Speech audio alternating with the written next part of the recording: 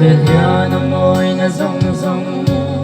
ni ti nin na her liang pi hello a her liang pi ve ke chan tu an ngai chan chua kang thara bo pakha kan swai ve don long ni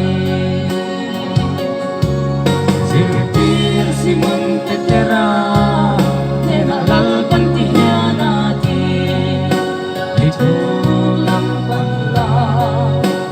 manturing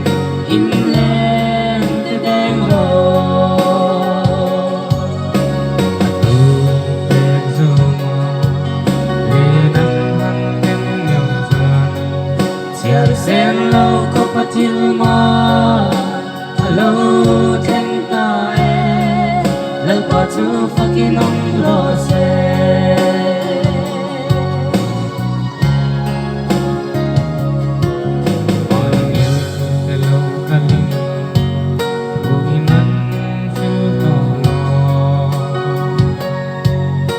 le pero hizong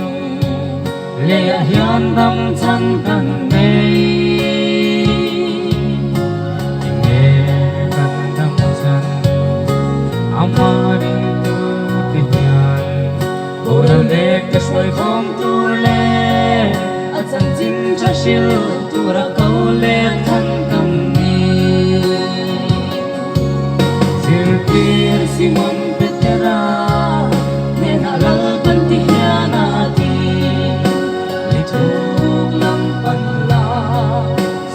manturing inlen te deng ro atu pek zoma le nang hang tem nyong chuan chiar sen lo ko patil ma